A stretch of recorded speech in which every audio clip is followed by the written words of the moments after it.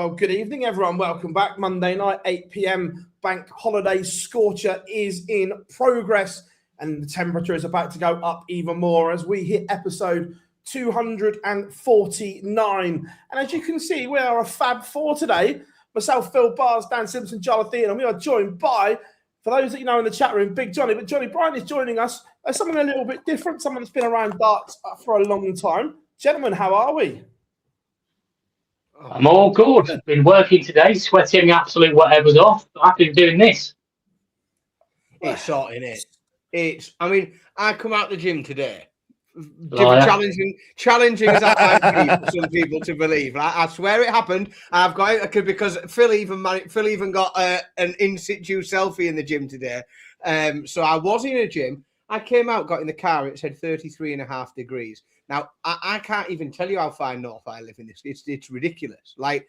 And we don't have weather like this. It's absurd. It's too hot. It's not. I can't function. I've had enough. Well, it's too warm for me. Yeah, I like it warm, but I don't like it this warm. No, I think Barzy and I are probably, we need to mark ourselves safe on Facebook from this weather because it's been too hot, far too hot for us gingers. We can't cope in this heat, not at all. But yeah, no, busy one always. Vitality Blast starting yesterday for me with the Bears, so I was doing that yesterday. Watched a bit of Euro Tour afterwards. And sorry I wasn't here last week. I saw the group, but I saw the comments on YouTube. Very happy that I was off. So sorry about it, everybody. I'm back. I don't think it was a vindictive one against you. I think it was more that people were happy that the amount of shine that I managed to gain last week. I think I was able to. You are shiny today, my friend. You are shiny today. I know I'm very shiny today. I am, and it's one of those. I've got to that point where I've started to understand where if you're on and not that this isn't a proper production, but I haven't got. Granted, I might have some. There are some staff around the estate, but I haven't got anyone that will just come and dust up, a little bit of makeup on top of the head before I go live to make sure that I'm not reflecting light. Feel shiny. That's why I told Willie Thorne to chalk in Snooker Looping. I'm glad I went with the NWO. It's getting some rep in the chat room. I like this. It got delayed. It was supposed to be last week, but the NWO's arrived late. I knew I was going to put my Foley shirts on. I've got 10 wrestling t-shirts upstairs. I thought I'd chuck this one on, be neutral. We don't do neutral. Speaking of the chat room, it is rammed as always. Del is in. Fraser, how are we doing? Owen, K Mark, pleasure as always, buddy. Warren, Kieran, Joel, Gordy, Shelty, Bill, it is rammed. Rob says, evening from Costerdale, Sussex, Costerdale, Hampshire as well. Mr. MDA himself, Mr. Matt Ward is in. Leo, how are we doing? Evening, boss. Yeah, the boss is in. Daniel, Warren, you've got the bleed button, haven't you, Phil? The bleed button's ready. Is it there? Rob, how are we doing, mate? James is in. Adam says Johnny's been fetch the wedges for him yet. Still waiting from last Sunday. Demi is in. James says good evening.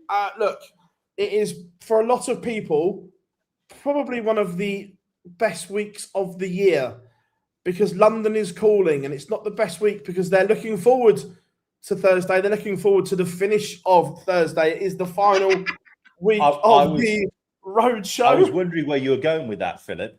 I was like, there is absolutely no way that anybody ever looks forward to a Thursday night at the O2. Apart from the fact that once it's over, you are forgetting that it is part of the Triple Crown. It is one of the most 3 prestigious events on the calendar. I need more alcohol if you're going to be talking this crap all night. Hey, fishy, fishy, fishy. Yeah, I think everyone's looking forward to it being bloody finished at this point.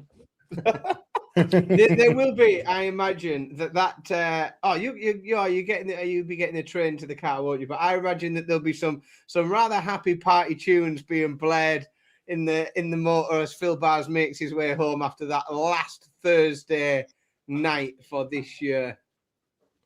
Been a long old trek this year for you, hasn't it, mate? A lot of miles covered. Yeah. Before we come on to the Premier League, there is a darting conspiracy theory which we are going to address. First of all, we are going to check on Jar, because the rumor has it is, Jar, that you weren't actually working over the weekend. You were at Disneyland with Barney, starting his hiatus with him. Oh, was that what it was? Yes. Oh, is that what was going on in the chat room? Yeah. Yes. The Jar was at Disneyland with Barney. I can guarantee you right now that did not happen. I can guarantee. Never let the truth get in the way of a good story. See, I get that. It's funny, isn't it?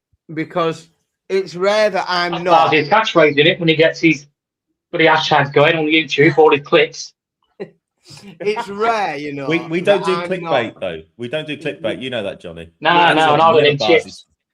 Exactly. That's never never Barzy's style. No, I wasn't. Look, I was. Look. There you go. I've got the shirt. I've got the shirt on. I've got a bit lower. On our podcast. So there we go.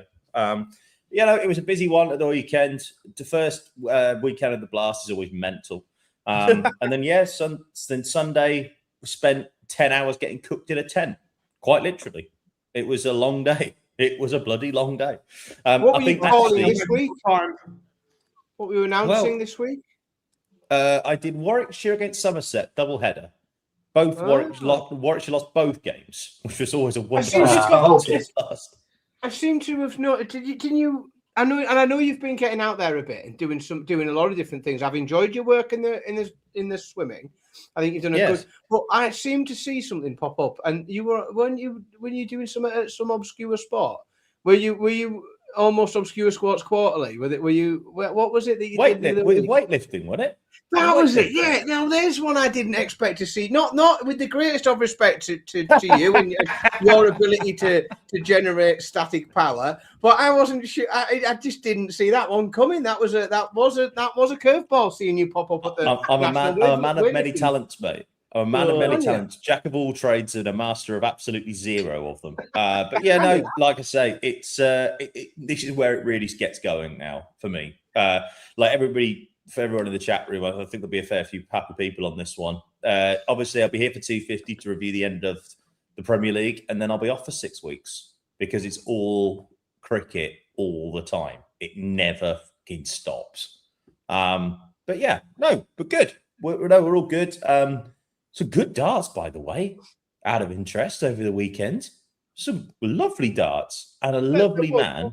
We'll come on to that shortly. Poppy is in. How are we doing? Right. Let's start with the Premier League and get it all boxed off. First of all, there was an interesting one in Sheffield. Because and if I go so I don't know what happened there. I'm back. I don't know what happened there at all. There we go. No dramas, mate.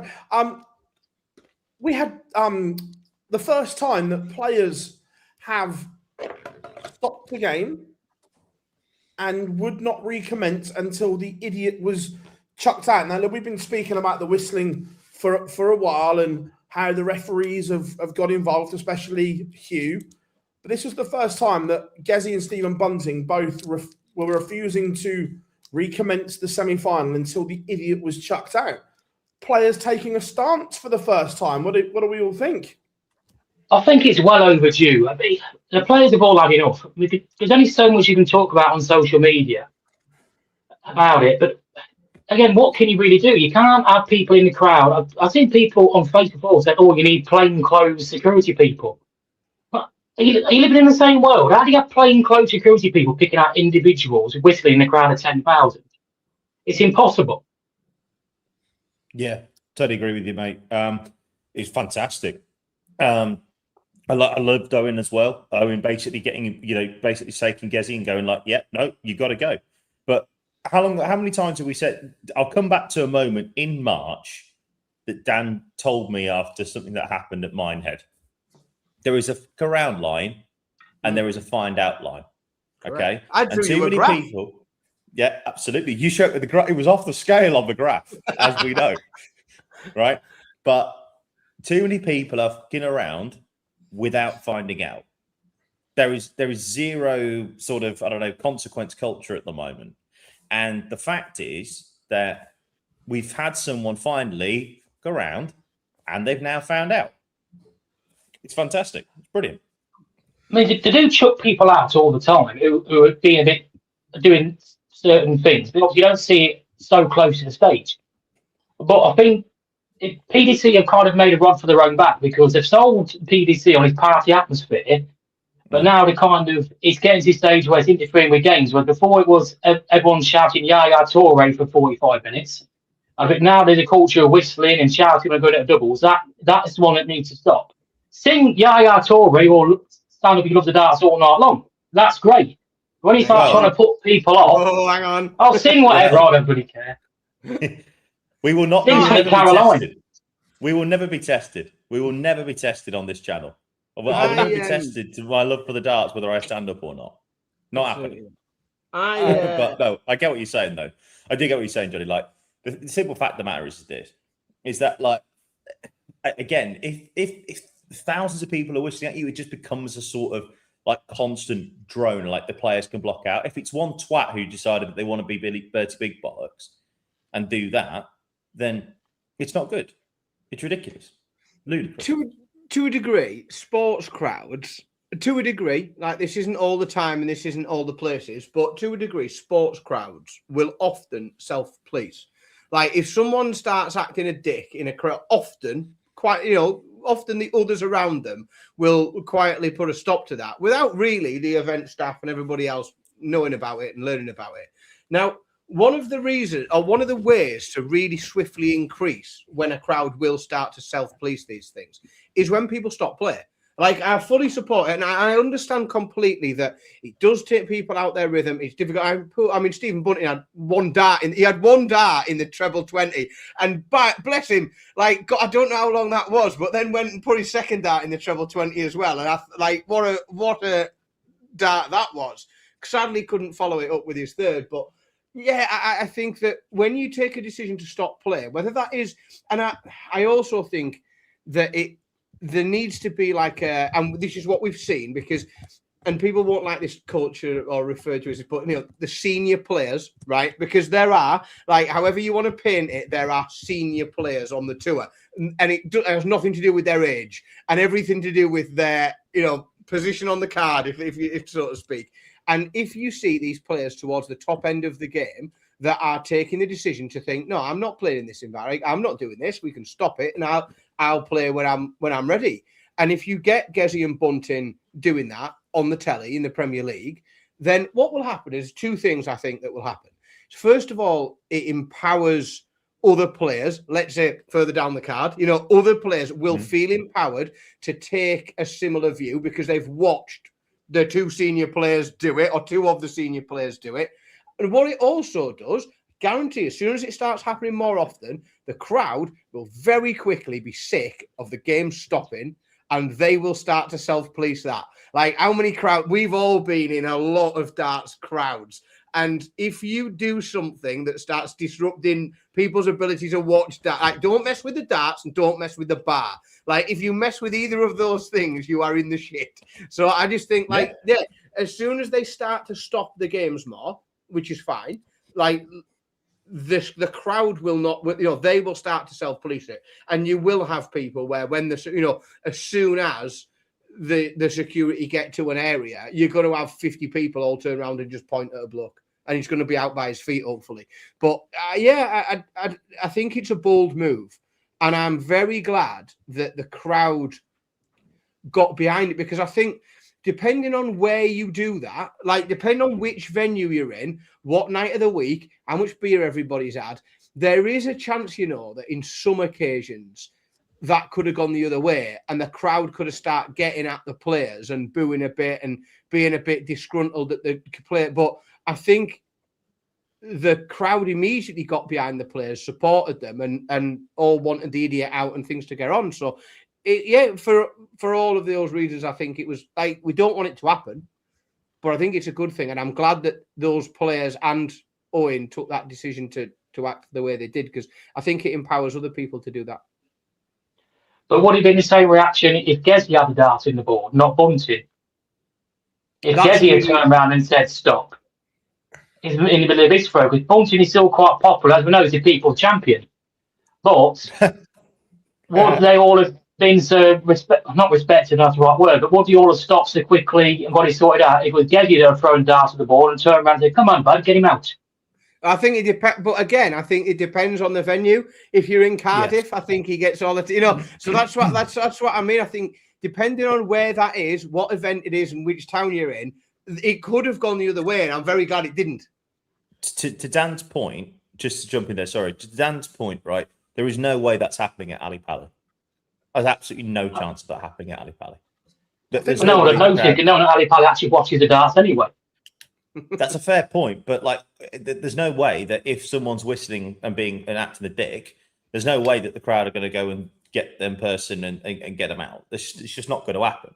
At Blackpool, yeah, you probably would get it, and you probably would get someone being able to turn it round. Still, just about.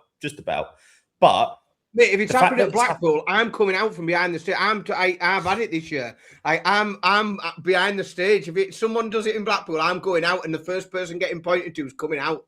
But though, right, again, just following on your point, the fact that it's happened on the Premier League. Look, everyone knows my thoughts on the Premier League. Like it or lump it, it's the second biggest tournament in the calendar in terms of money. So obviously, we have to take it seriously.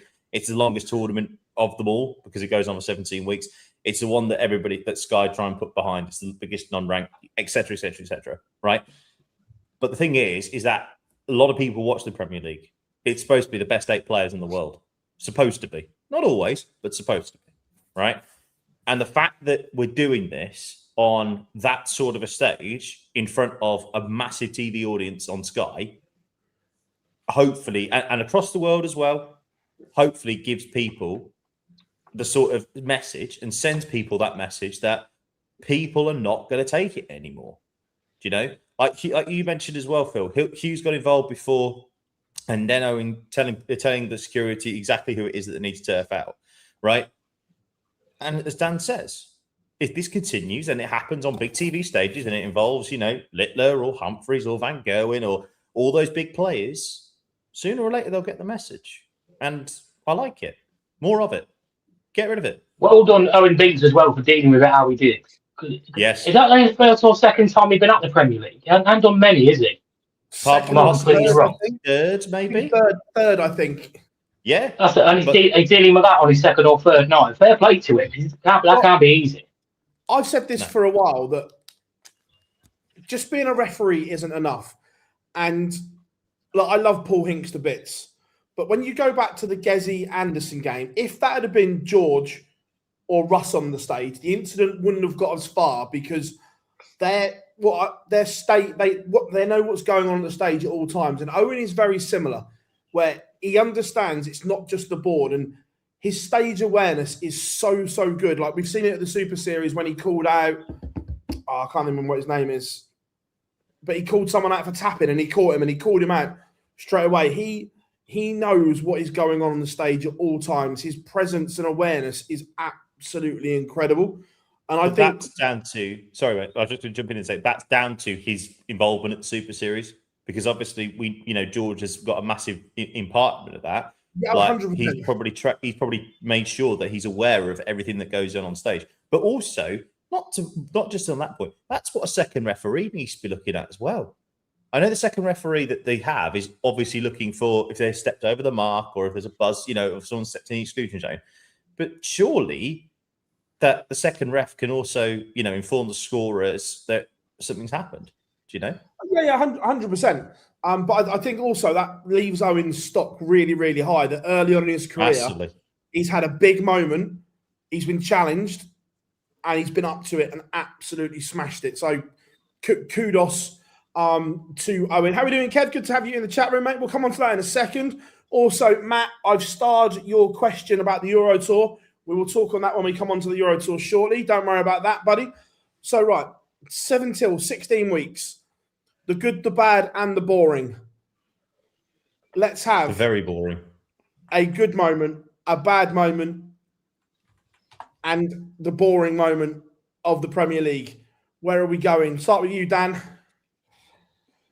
Oh, God, right. Well, what I said last week, and I stand by it, right, is, and a bit like I think perhaps the Premier League season this year in football, not just darts, is that it's it's like a year of the Premier League that happened, but I genuinely think that yes, we might find the winner interesting. Like, and I suppose any one of the four that win it is an interesting winner. But I think that's pretty much the only story that comes out. Like, I think it's one of the most sort of underwhelming Premier Leagues. Like, we haven't really seen. I mean, the list is very short of matches you'd want to see again. The highlight reel is essentially Josh Rock's 9-darter played on a loop. Like, there isn't much else. Like, there isn't much else. I suppose, like, you could, if it was your job to do it, and it's certainly not mine. Like, my role is just to tell you what I think. Like, you could paint a story of the first 4 weeks of Luke Littler being, not at it, and people, you could, pull out all the criticism. He's finished. He's a flash in the pan, blah, and then immediately. But then again, I think, well, Luke Littler regularly winning nights of the Premier League. It's not a story anymore, is it? It was a story a couple of years ago. It's not a story now. It's not. It's just something that happens in darts. We've come to expect it. Again, I think if Humphreys misses out, that's probably a story. But then with a week to go, he managed to sort that out. I think Van Veen finishing second bottom, like, again, that's harsh, I think, on him. But for how well he played at the start, that's a bit harsh on him. It is. But what I think you then do is you can immediately put an asterisk next to it and say, well, like, really, like, he had surgery in the middle of it. He was unwell. He only missed 1 week. Like, I don't know how you only miss 1 week. Like, and I'll tell you how you only miss 1 week is by not being 100% when you come back and play, and play your next one. So he was nowhere near ready to come back for about 4 weeks. Yeah, exactly. And I just think, it wasn't bad, but it was just, and let's be honest, there's loads of years of the Premier League where you can look back at and we like struggle to remember who was in it that year and go, it was like some of them are amazing and some of them are very memorable and some of them are just happen. Now, what I'm not having, and you might think this is a story, Philip, and I'll be interested to see if the other two think that this is a story, but I don't think that Michael Van Gerwen not making finals nights like big news. No, not at all. He's what is he on the tour card race? 20th, 18th. He's not going to be at half the TV events coming. Like, him not making the last four of the Premier League, like, that's not news anymore. It would have been if it had been the first time. Sorry, mate, go on. No, good. I'll be fairly vocal in the chat last year or so, but I don't think Michael is ever going to get back to where he was. I know, Phil, you're a big mate of his, and sometimes you do have MVG blinders on. But I said for the start of the season, he will not make top four. I could never see. I thought he'd win more nights than he did, but I just could not see him being good enough over that longer format. I think if the format was the old format, where it's one game a night, he might have been in better standing because he can get up for one game and try and get his head on. But yeah, for him to not make the final four again is a bit worrying. Well, that's now what? It's obviously the last 2 years that's not happened. 2 years in a row, yeah. And he did make the Premier League. I don't think he made the COVID finals as well, but that's COVID. Apart from Duzza, we can't asterisk that one because Duzza watches us. But no, on a serious note, right? Don't you dare! Like, yeah, I'm sure. But on a serious note, no, MVG not making the top four is not a big story anymore. It'd be more of a surprise if he had made it. I fully agree. It's not. And he only won the opening night, didn't he? That was it. Night two. Was it night one? Yeah, he had a good start. Then he just kind of didn't do anything. He was there.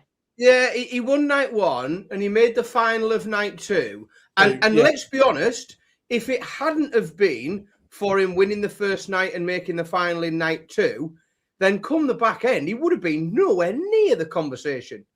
But this is another point, though, is that, and this is a wider point in darts in general. I don't know, Johnny, you saying there he's not going to get back to the levels.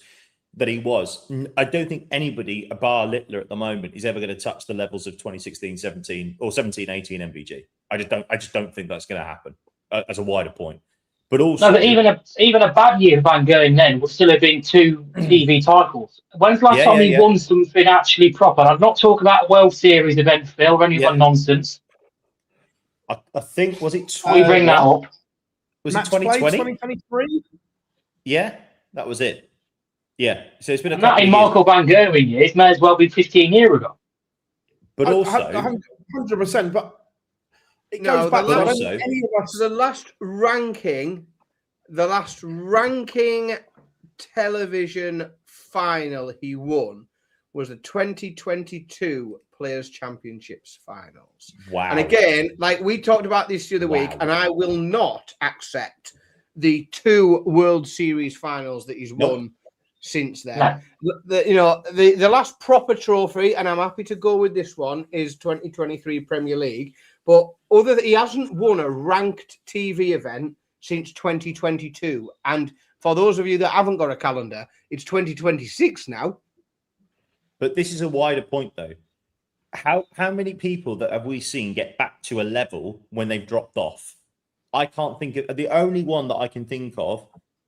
I mean, I wouldn't even say that maybe with Taylor, with that match play in 2017, but there were caveats around that, obviously. James Wade. Wade. Gary, but then again, Wade's 28 in the world. But Wade hasn't won one since 2021. He's not won one since the UK Open, I don't think. Yeah, but he's made, 4 major finals? Making finals is still good in this day and age. But it's not. Right, it is. But and this is the difficulty that it's the thing that I keep saying to you, Phil, about Michael, is that so I'm confident and I'm happy to be proved otherwise.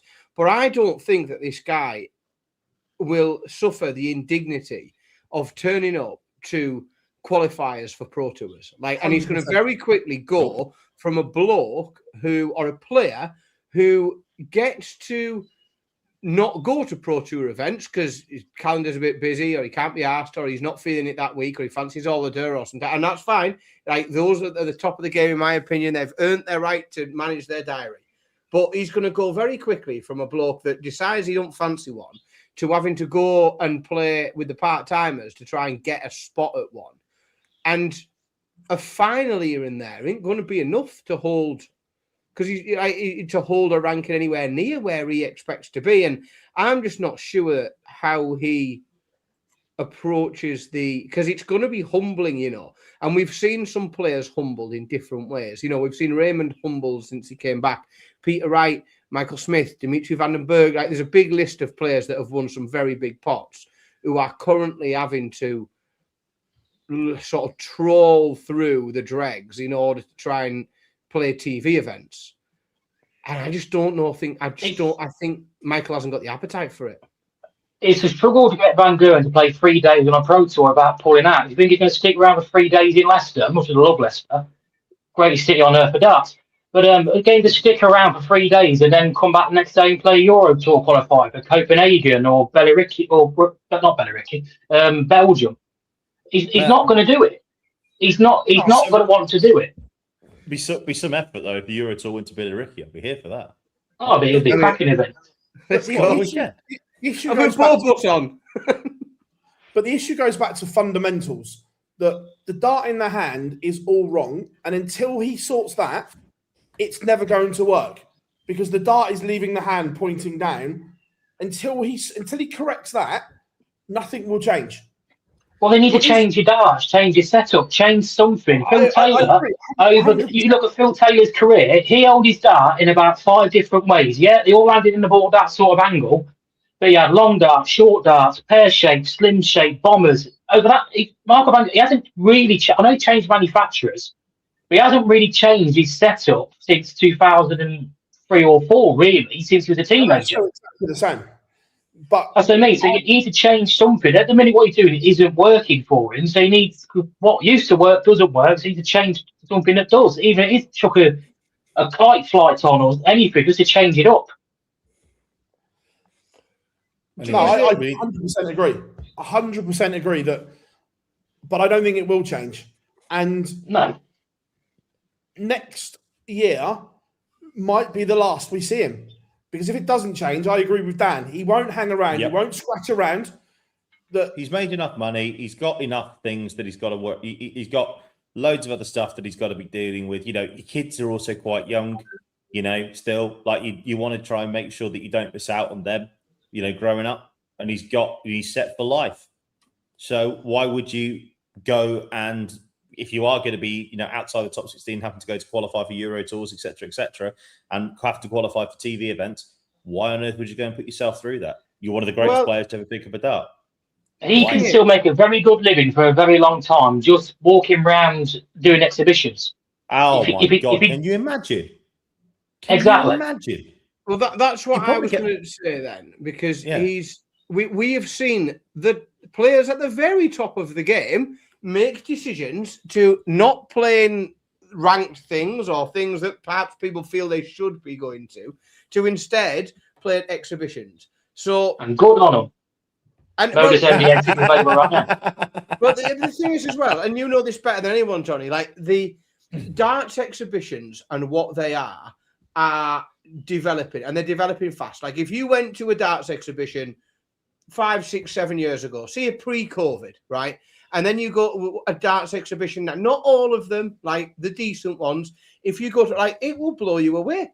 Like you will, like the level of professionalism that you can go and see and experience, like going to and for a lot of people, they're not the purists that we are. Like they're just not. They want to go and see names they've heard of, play darts, where they've got easy access to a bar and they can have a half decent view. That's what most people want from a night at the darts. And people are then this. I think there is a good living for years to come. And I think, you know, if it hadn't have been for COVID, we probably wouldn't have seen Raymond back, would we? Because he would have just been riding that wave of the amount of money.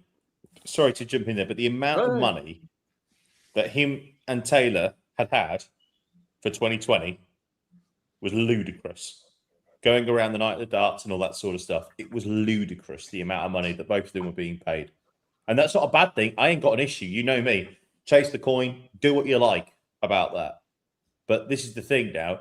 And again, we're not just saying this, Johnny. You know, Armageddon is a special night because you get so many big players. Well, I'm just saying it's a special night, mate, because you get all the top players, all the top boys like to come and play in it because it's such a great atmosphere. I love the bit when Gezi came out. You know, when we got to try and find a player to play him, and he's there walking in another hoodie. It's class. More of it. I want more. Got a story about that. Oh, I almost ruined it. Did you actually? Because obviously we have the earpieces on all night, and obviously there's like 7 or 8 people all with these earpods on, and I thought I heard "Bring Him Out," but it wasn't. It's about 30 seconds too early, so I brought him out the door. Matt gave me like he's going to stab me, so I had to turn and get him round and chuck him back out. But that's what you get. Yeah, the video's great. I mean, if anyone's not seen it, go and have a look, because you wouldn't know that isn't a Sky event. Not being up Matt's. No. But you wouldn't know that's not a Sky event because it's got the proper lights on the walkway. It's got everything, and having that little surprise just makes a night better. Because obviously last year we had Tom from Kasabian singing his own walk on. That was great. This year we had a surprise Ricky Evans walk on. This year a surprise was Gezi. But I said to Matt, next year, if he does it again next year, he needs to get a cameo from Teddy Long. Hold on a minute, player. You thought you were going one-on-one with Nathan Aspinall. With the Undertaker. Then we bring out Nigel Aiden. There's some great points in there which we'll come back to. One of the other, again, the good, the bad, and we talked about the not Rock 9 Dar and the Van Veen Littler fallout. That's the only 2 bits I can remember from the Premier League. Do you know what? Nobody. When we're talking about a fallout, it was one of the only memories.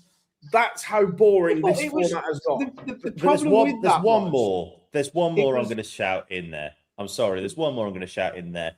And this is because I was there more than anything I can remember it, was Gezi against Littler semi-final in Cardiff. Littler averaging close to 114 for the majority of that game and just quieting I have never heard a room go more silent than that, because it wasn't the case that they were trying to just boo Littler and try and get Price in the game. They were just mesmerised at how good Wonder Boy was. Like, he was it was different. It was different clothing, mate.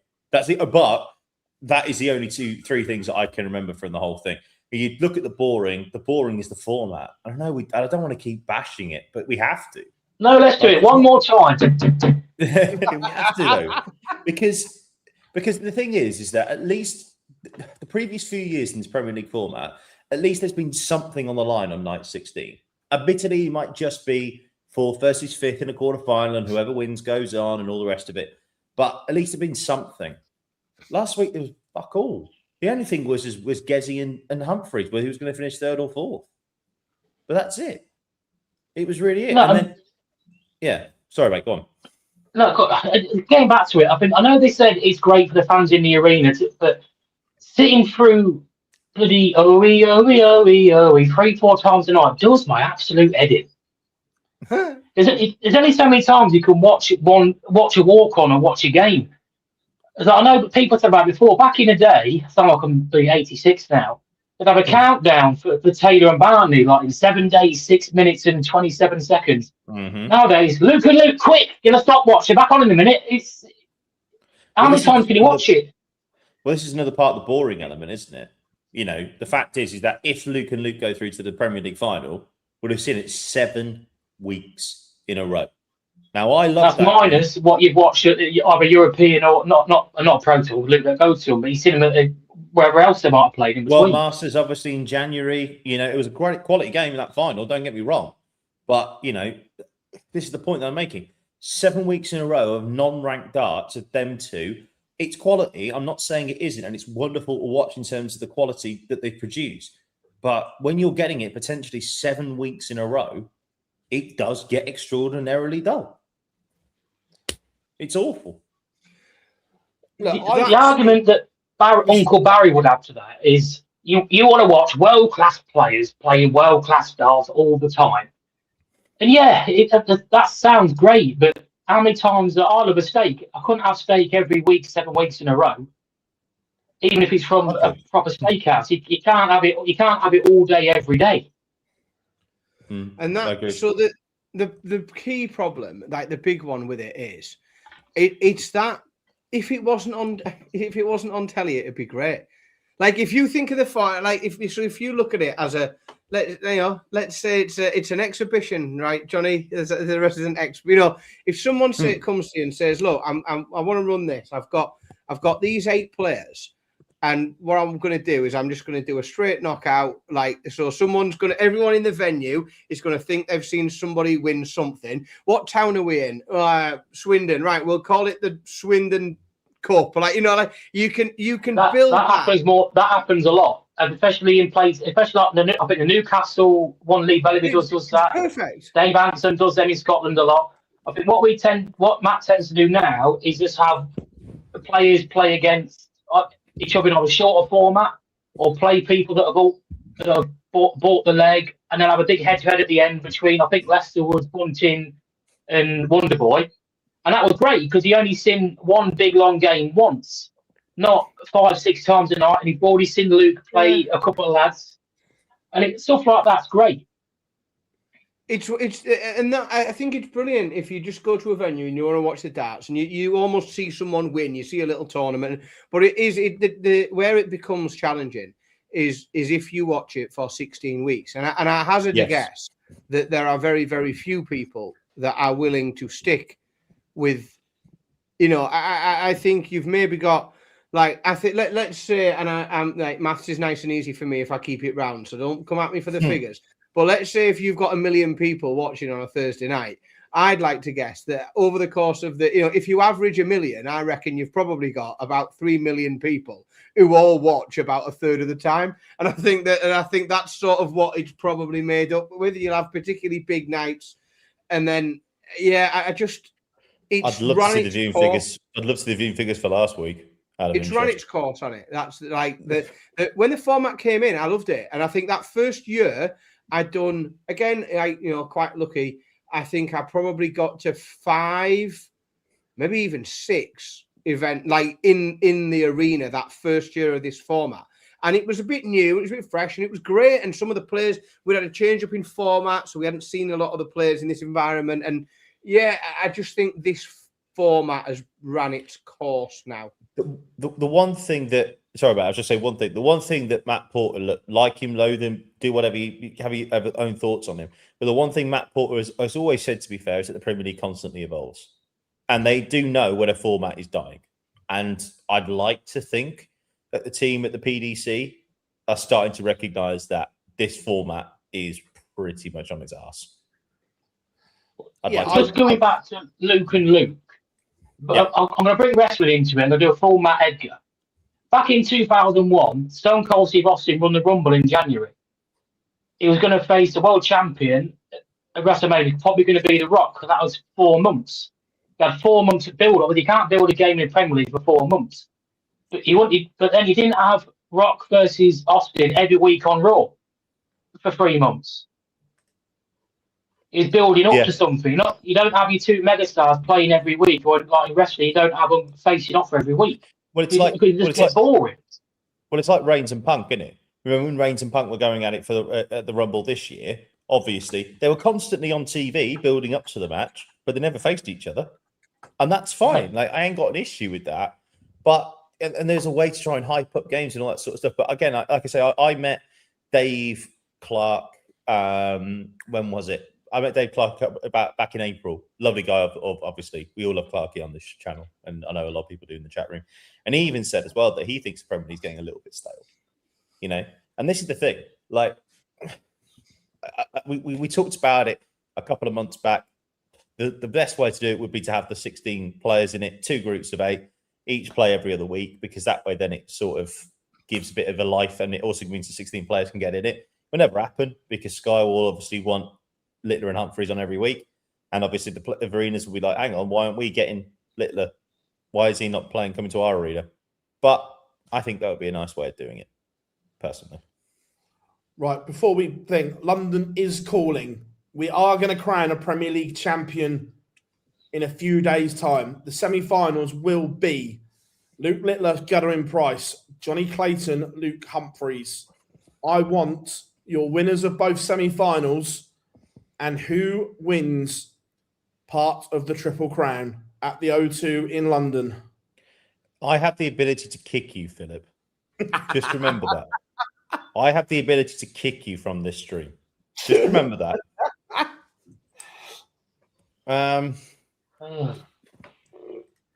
I think Littler beats Price, but I think Price gets close to beating him. But then the usual happens. That's my sort of thinking. But I tell you what, though, it'd be like a Rob Cross moment, wouldn't it?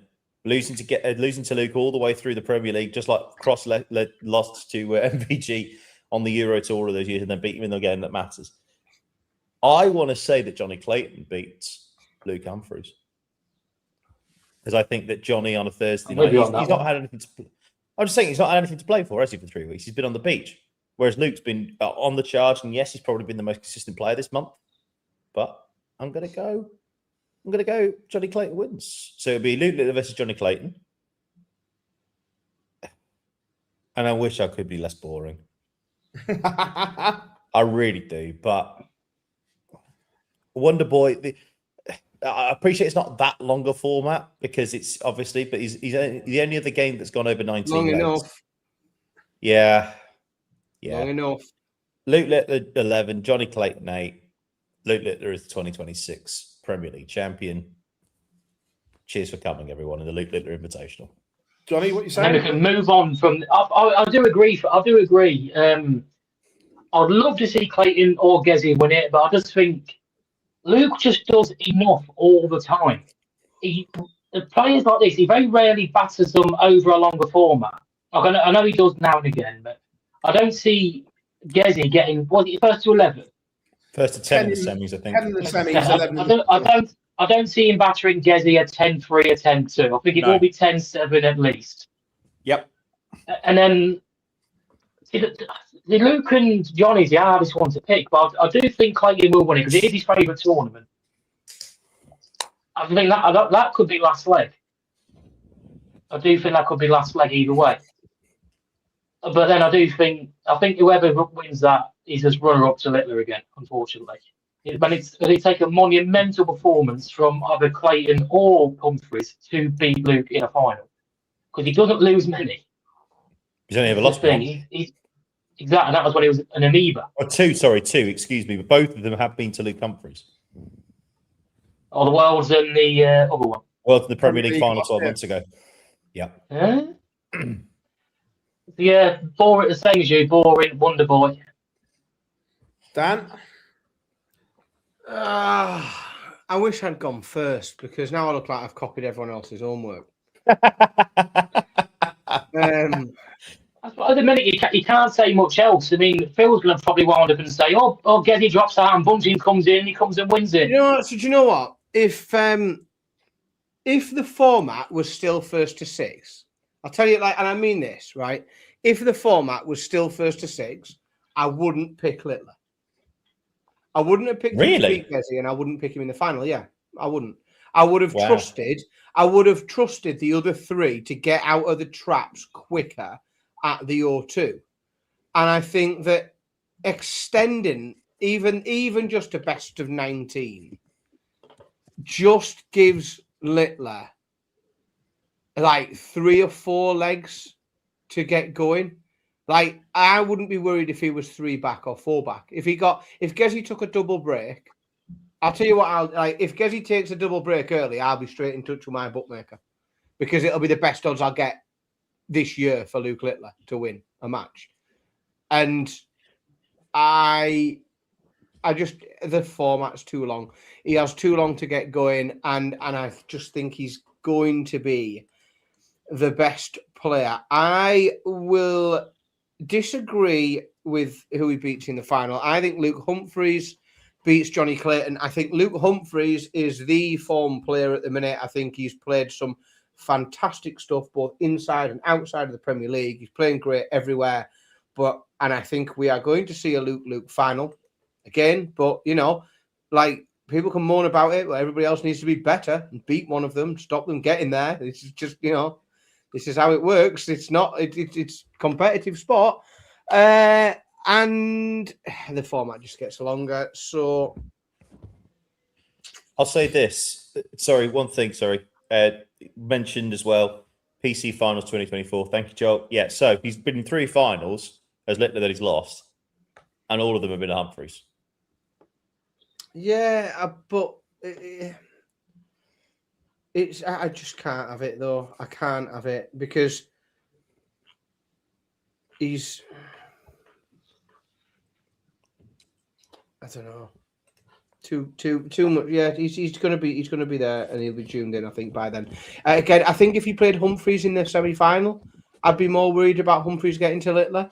But I think having come through Gezzy, I think he'll have his gander up by then. And what 11-7? 11-7 Littler. Do you know something? I've just looked at his 2025 again and just seen how many ones that are next to him that are just green. Littler. It's just ludicrous. It's utterly ludicrous. How? I know we talk about Wonder Boy a lot, but my God, how is it possible? I'm going to disagree with you three. You are not taking Luke Littler in a format like this.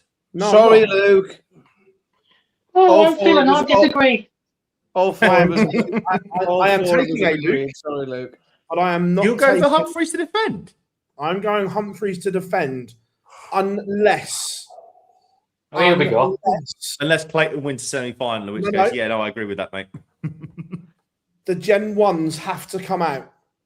If he plays with the prototypes, like he has for the last 6 weeks, he doesn't win. The only got to old school and put odd points back in. If he goes to the Gen 1s, because I don't think he trusts the prototypes under pressure. What's the difference with it? The grip is massively different. It's the same dimensions. It's just the grip. I don't think he trusts the prototypes yet. He's stubborn and he sticks with them, but the performances haven't been the same consistently. He throws in a mediocre game with them. Yes, we've had moments of genius with them. A bit like when Van Gogh moved from Old Faithfuls and so on, and Michael Smith. I think what he has in his hand is crucial. I think he wins the semi-finals with them. If he plays Humphreys, would I be surprised if the Gen 1s come out? No. But I think Luke Humphreys is timing his run to perfection. The manner of the performances over the last 3 weeks have been vintage Luke Humphreys. And I think he defends. No. Move on. No, the thing is that the thing is, No. you know what, though? How about no? I think the equipment for Luke Littler is key. Oh, we meant you know Luke what? Humphreys. I think look, if he comes out with the Gen 1s, he could blitz it. But if he doesn't, I don't think he wins. Well, Humphreys. No, Littler. If Littler doesn't use the Gen 1s, I don't think he wins the Premier League. Right. I've got you. Okay. I'm with you now. Please Yeah. refer to me as Oh, Wonder okay. Boy from now on to save confusion. Yeah. It's Humphreys and it's Wonder Boy. Yeah, if Wonder Boy doesn't use the Gen 1s, I don't think he wins. Well, Oh, they're the ones with the nukes engraved in them, aren't they? Yeah. I think he could chuck 3 nails and it'd be sound, personally. Well, do you know? Can I just talk about Humphreys for a second? Managed to get the prize from the Midlands Darts raffle on Saturday. I've had a chuck already with the Humphreys Prestige darts. They are lovely, by the way. Have you They thrown are them yet? really nice. I've had a couple of. I had a chuck, yeah. Everyone all right? Everyone okay around you? No, not really.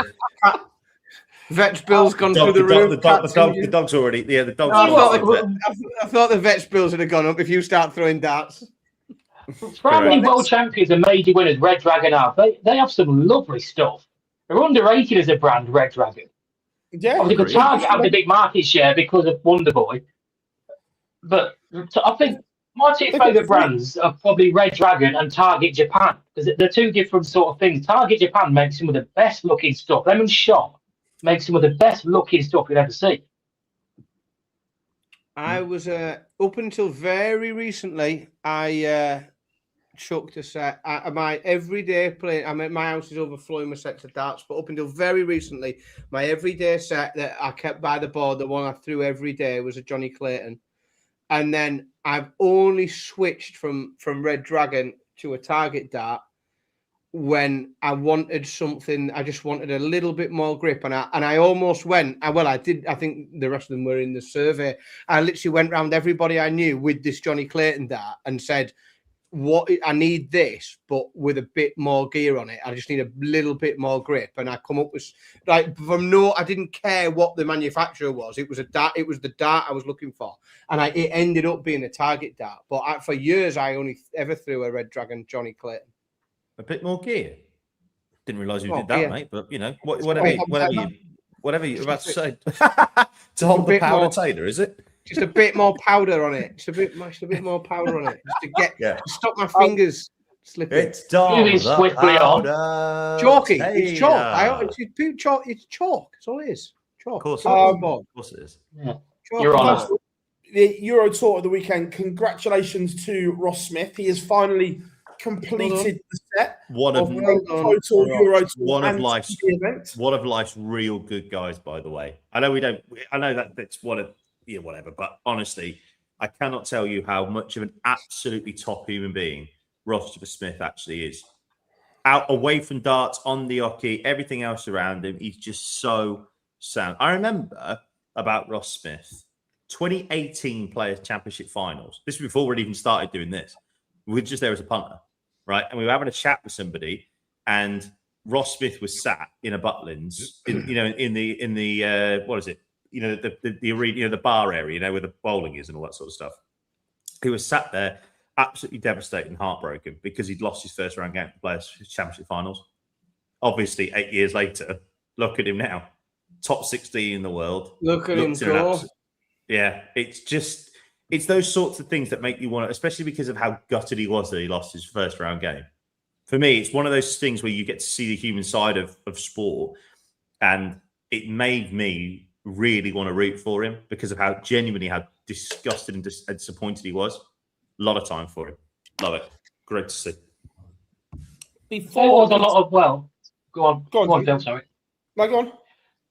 So a lot of people had a lot of runs who needed him this weekend as well. G. Van Veen, he hadn't been in a great run of form, got to the quarters. Rob Cross, semi-final, he needed that. Huge. Pietreczko, he needed a run. I know he only got to the last day, didn't play great, but he needed something, and fair play to him for how he's been throwing. Ryan Searle, he was somebody who talked about being off the boil, semi-final. Even Van Gerwen took it into the quarters. He played one or two decent games. There's a lot of players who got the groove back this week. It was nice to see. Yeah, what I sort of felt, I agree completely, and it was it felt a little bit of a sort of, as you were, it felt a little bit like a European Tour event 2.5 years ago. Like that's sort of what it felt like. You know, when you looked at who was doing all right and who'd beat who. One of the things that I suppose, and again, it's my need and want for chaos and something outrageous to happen. I think from even the second round, and then definitely from the third round, there's no names in there anywhere, I don't think, that make you sort of go, oh. Right, you know what I mean? There's nothing that's a bit rogue. There's no one that's come through the qualifier that you maybe didn't expect and strung 2 wins together. And like I think there was some very good darts played, some really entertaining matches. But I think when you look at it was a lot of people sort of doing what they're supposed to do and getting to where they're supposed to get to. Ryan Joyce was another one. He hadn't been playing great at all. And suddenly he's in the latter stages again. Also, as well, look at Ryan Searle, too. Obviously, runner-up, but now he's up to 12th. He's up to 12th on the match play seedings. He's only 10 grand off Gary, 20 grand off Noppert. Oh, he's in the match play then now, yeah. What was that? Sorry, he's in the match play now. Then, yeah, is that confirmed? I'm not sure. We need to check. We need Gob to tell us, obviously. We'll get someone on. Or not. I assume that Ryan Joyce didn't fly there. It's a fucking hell of a long way, you know, if you don't fly, Risa. It's over near Berlin. Yeah. Yeah, again, 12 hours, you'll be there. If you're driving that or you're getting on the train, that is it's not. There's that lovely strip on the west side, on the way to the Black Forest, where you can get into pretty much anywhere. But that is a right carry on. I'm not sure he's fine flying. I think he is managing to fly. Do you know what I mean? Where you just sit there and shut your eyes and go.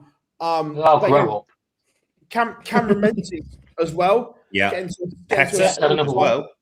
Puts Hector him as well got back into the green. Same with Damo as well. Hector's now back in the green as well. You think about it. Obviously, you mentioned Rob Cross too. I don't know where I'm going to put my cut-off line at the moment for the match play. I still think Gurney's safe. See, I don't know, mate. I still think Gurney's safe. I'm not saying that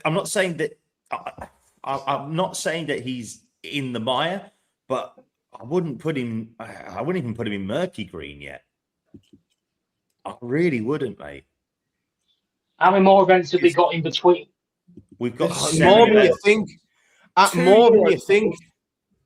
1, 2, 3, 4, 6, 5, 6, 7, 8. 8 events. 8 2 events. Euro Tours and 6 Euro Pro Tours, Tours. Players Championships. That's still a lot of time for people to make some moves. Pro Tours, only one person can win each of those things, you know. The Pro Tours don't do any damage on this. It's the 2 European Tours where you're going to make your move. It's the fact that Joyce... If Paul Greaves wins one, it'll do some damage. Absolutely, it will. I've all put nearly 10 grand on their ranking this weekend. It's the Euro Tours you make the jumps. Which makes it all the more baffling why Bo wasn't playing in the Euro Tour qualifier on Wednesday. Makes it even more baffling. Białecki's been superb this year. but the lack of Euro tours is going to cost him a match play spot? I don't know, mate. I don't know. Because I think that if he can get a decent run, if he continues on the way that he's playing on the Pro Tour, then why wouldn't he not get a spot? I mean, I'm not saying that he's going to make it, but he's not exactly miles off, is he? You know, But the problem is, John's been made up so quickly with the Euro Tour body compared to the Pro Tour. Right. Yeah, So agreed. in comparison, quarterfinal of the Pro Tour is $4,000. Quarterfinal of the Euro Tour is double at $8,000. Yeah, And I'm not saying. some might say it's easier to get to a European Tour quarterfinal than it is a Pro Tour quarterfinal. Yeah. Depends on your draw, doesn't it, a lot of the time as well. But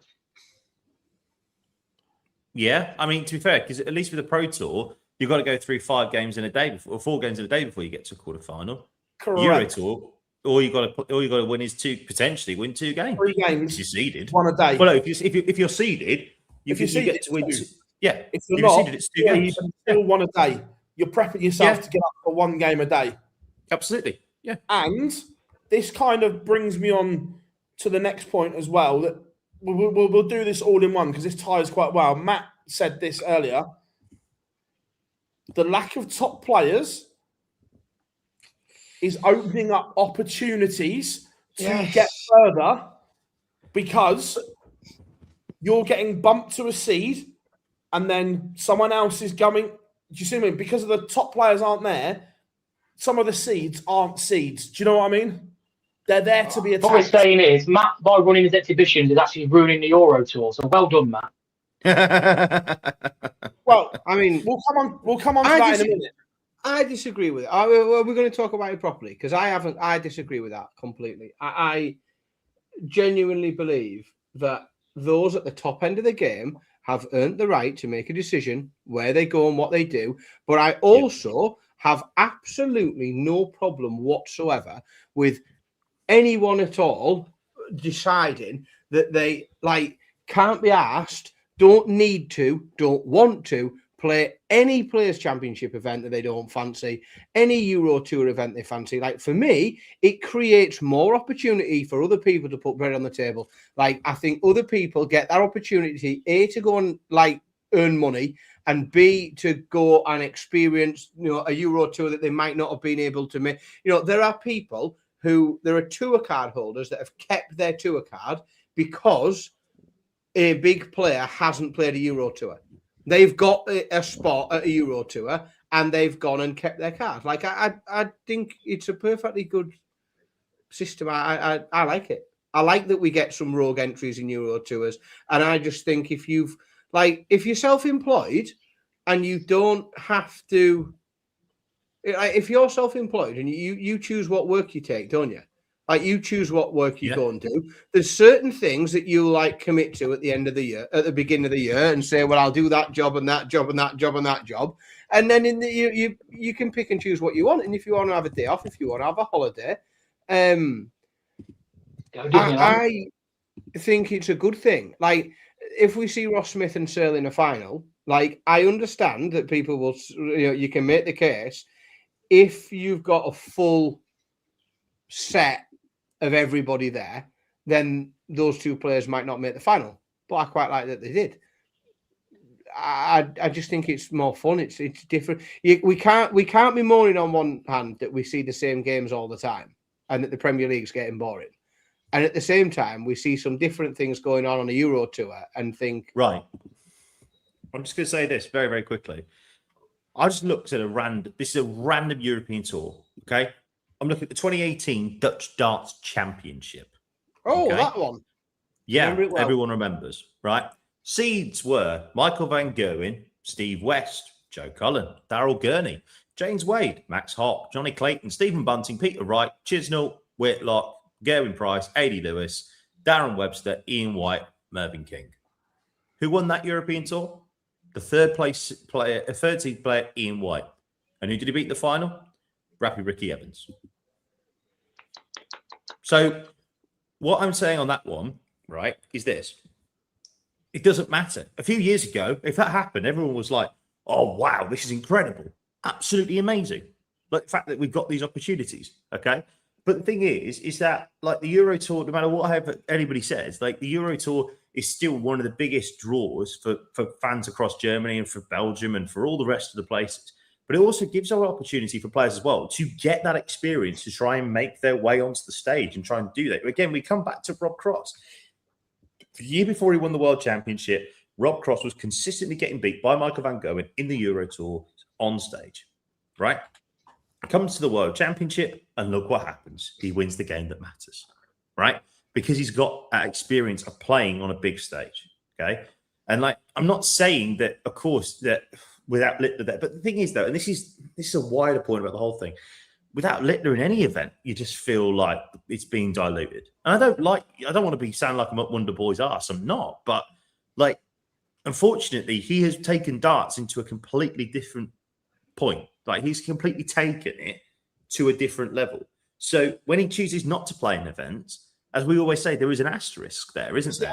I agree with this point from Matt here, right? This weekend, Dave Chisnell was a seed. That shouldn't be possible. No, it shouldn't be. But that's what it is, isn't it? Like that shows a flaw in the system, right? Dave Chisnell, as I love Chizzy as a person, but Dave Chisnell has not played good darts since about August 2024, right? And somehow he's ended up a seed on the European Tour this weekend. But that's down to the rules. Shows a massive flaw in the system. But that's down to the rules, though, isn't it? Like, take it up with the PDC. But this is what we're saying. It's like there's a flaw there massively.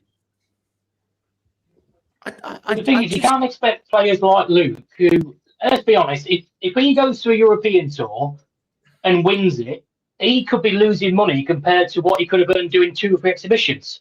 Correct. He's probably already in the Europeans. It doesn't matter to him whether he's snuck in 32 or number 1 seed. It makes little to no difference to him. So now he's in. Why would he go travel on a plane, a train, and taxi to the middle of Germany or wherever else when he could drive down to Birmingham or Scotland, throw 3 legs of darts, get paid, and go home? Well, here's the thing there, Johnny. We talked about this before, didn't we, on the week of Armageddon, because obviously we were talking about the fact that Graz, half the top 16 were out of it because they were doing exhibitions. I'm not asking for financials. That's not my gig. However, I'm going to go as far as to say that Luke Littler is probably getting paid more than potentially he could have got on a Euro Tour that weekend. Am I being realistic on that one? Realistically, right? I don't know figures, but I imagine so. Yeah. Bar probably knows more than me. I'll just drive the van. Yeah, well, there we are. So my point is that, exactly, work smarter, not harder, kids. There is no point of you flying all the way and trying to get different trains and 2 ferries and a mule over to Graz to then go to Leicester, which is an hour and a half, 2 hours away from his house, drive down, have a good day, throw a few legs of darts, probably get paid about more than you would do on a Euro Tour, and then have got your weekend free. Cheers. It's common sense. There's no issues with it from my end. The thing is that, and the PDC, again, we keep coming back to it, the PDC don't want them there. Maybe not necessarily for the Euros, I don't know. But certainly with the Pro Tours, PDC don't want them there. They want them fresh. They want them fresh for the big tournaments.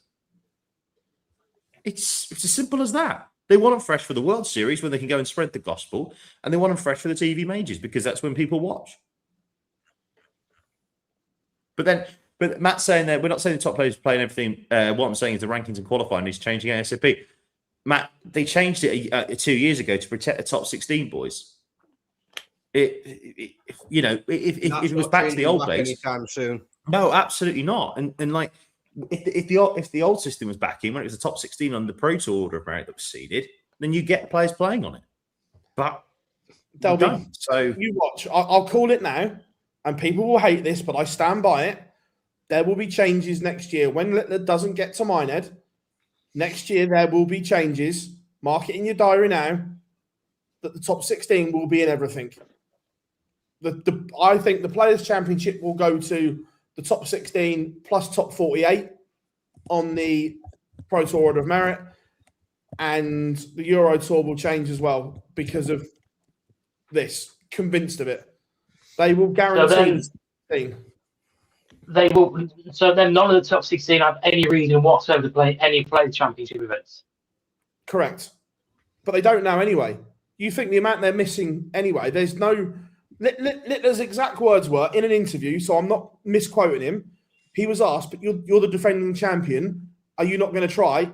I've won it once. What do I need to do it again for? That was his exact words. But I again, what But I don't get what's wrong with that. Will want them in. If you're a sponsor, right? Take Ladbrokes, for instance.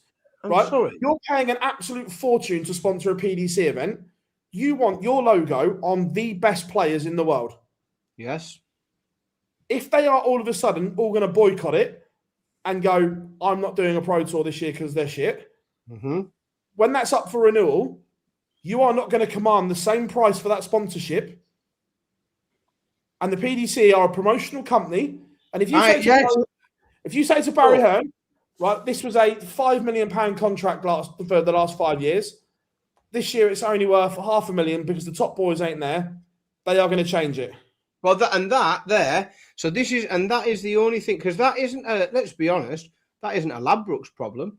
Ladbrokes could probably do, the money might be better off in their pocket, like, than shelling out for that. They've got the UK, don't they? So it's fine. It's a matchroom problem, isn't it? That's what it is. It's a matchroom problem. Is there a promotional company? We'll fix it so we continue to make more money. And the fix is to guarantee the top players in everything. That fix is there to continue to make more money. But then when do we start that cut-off for the Players' Championships then? Where do we do that? Because then you can't just say, right, the top 16 at the start of this year will then automatically get into Players' Championship finals and get into everything.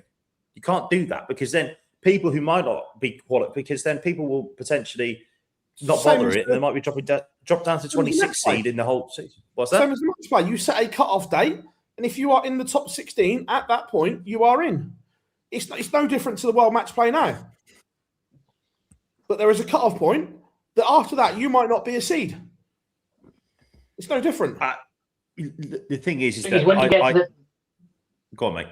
You'll go. So when you get to them sort of deals, it's then do the players start demanding, like Ronnie O'Sullivan, oh, okay, you want me to play in this event, you need to give me 25 grand on top for it to turn up.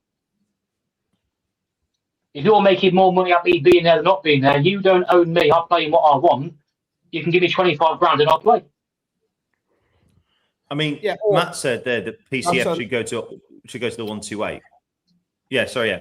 Yeah, go to the 128. I wouldn't mind that. Genuinely, I wouldn't have an issue with that. I'd be more than happy for it to go to 128. Absolutely. More UK Opens. Here we can go. Love it. Yes. Yeah. Problem solved. Let's do that. One in November, one in March. Here we go. Sign me up. Mine in March. Mine in November.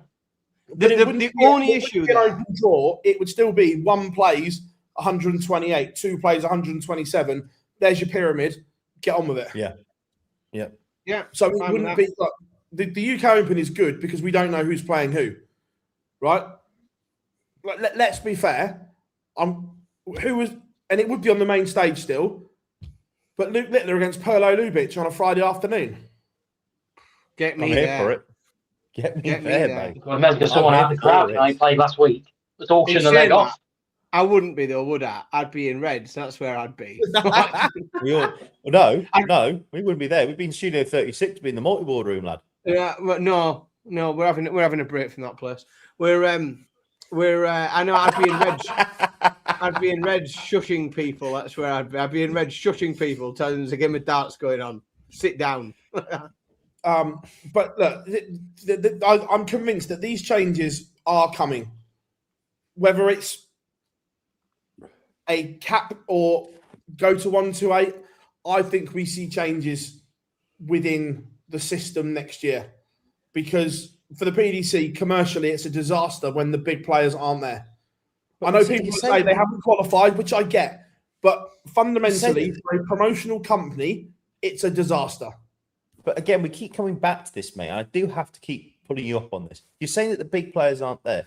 Humphreys is going to be there. Van Gerwen probably will be there. Bunting will be there. But Van Gerwen missed. You keep saying the big players. You mean Luke Littler? Exactly that. Everyone else is going to be there. Pretty much. But And Van Gogh wasn't problem. there last year. Aspinall wasn't. The trend is becoming more and more that the top players are just binning Pro Tours because 15 grand is fuck all to them, which is a mental thing to say. But that's the position the sport in for the top 10. 15 grand for a Pro Tour doesn't move the needle anymore. Okay, so I'm just going to go through. I'm just going to go through some big names that currently aren't there. And I appreciate we're not even halfway through the season yet, or maybe just about getting there. Nathan Aspinall, not far away, just about £1,000 away. Josh Rock, not for about £2,000 away. Peter Wright, Dimmy Vandenberg haven't been good enough. Jan van Veen hasn't played because of obviously injury and all the rest of it. So, yeah, he'll probably play some more. Looking at it, no disrespect to anybody else left on that list, that's your lot. It's hardly the top 16, Gezi, Johnny, everybody else, Joe Cullen, all the other Premier League players that are involved. I think that's it. I appreciate Luke Humphreys won a Pro Tour, so it made it easier for him. But he said, again, I'm only going to do a handful of Pro Tour events. If I don't make it to Minehead, I don't care. He's won one, so it's alleviated that. But again, the way the calendar is going, Matt Porter's already told us to expect changes to the World Series next year, i.e., I think we're going to have more. Yeah. And then, we all know it's the big guns that go on the World Series because they're the ticket sellers across the world. Mm.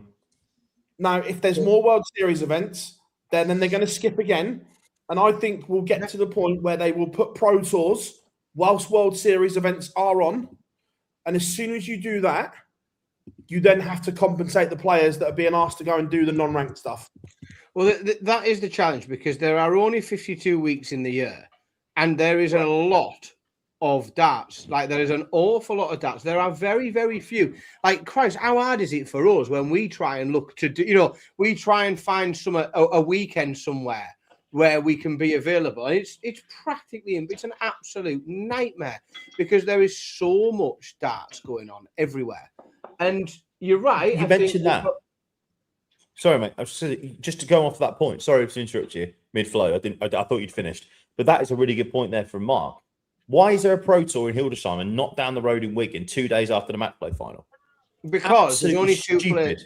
Because there's only 2 players left by the Sunday. Half of them have gone home by the Wednesday. But still, though, like, why? Why are you not using the Robinson Park Tennis Centre? Unless there's been a mix-up booking, I don't know. But why are you not using the Robinson Park Tennis Centre, which is an hour away down the road in Wigan, when you've got to try and move all the stuff on there, get everything set up in Hildesheim? It's just different teams, isn't it? Different team.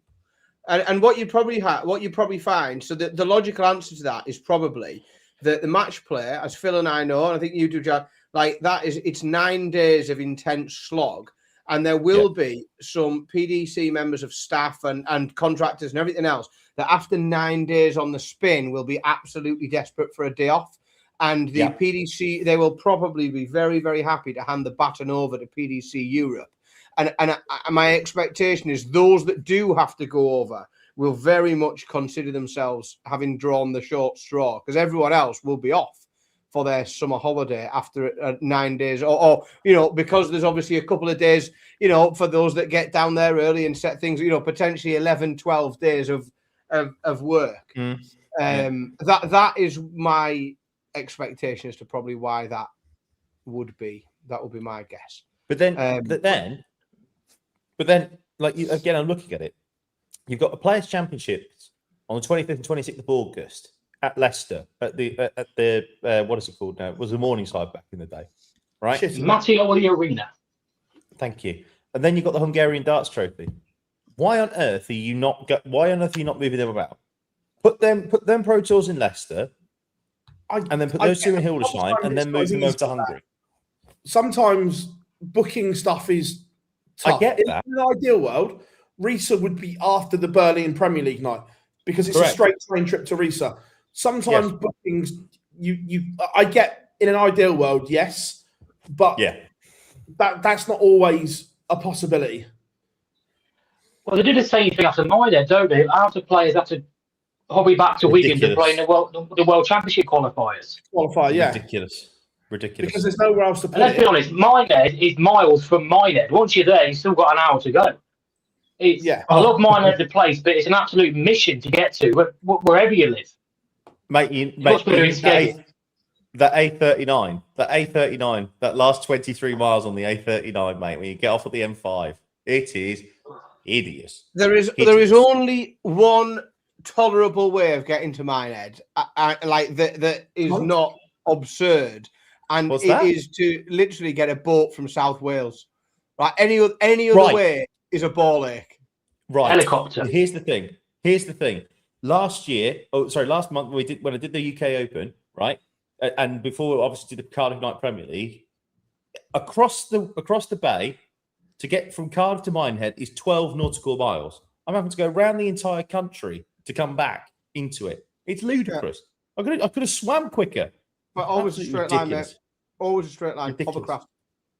But there's some lads down there. There's some lads, if you get in touch with them, you have a Google, they'll take you there under the cover of darkness. You drive on the back, they'll fetch you over. Yeah. Oh, right, cool, okay. I've got a few contacts. Peaky Blinders boat service. I've got a few contacts. If you need to move something from A to B, I'll get you there. But genuinely, the PDC boys were talking about it, saying that next time they're just going to get like a chartered ferry over. Because I beat a couple of them from Cardiff down to Minehead, but not many. No, it was a long drive for a lot of the boys. Get a boat. Yeah, look, it's interesting, and Dan makes a good point that I know Rob says in there as well. Is there a need for 34 Pro Tours? I think it needs structuring better. Is there a need for 34 Pro Tours? Probably, but for the players at the bottom, great. Yeah, you've got 128 people that need to feed their families, haven't you? Just don't go like us.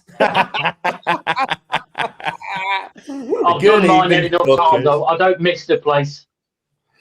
Because you love the UK Open, mate. We'll get you on our table again next year, Chief. Good to see you, by the way, in Birmingham a few days back, mate. Good to see you. I think it just needs structuring a little bit better. That darts has exploded, and I just think that everything I've said for a while. By the way, I don't know what the answer is, but I think the calendar needs completely restructuring. But to do that it would take a lot. What, September and February?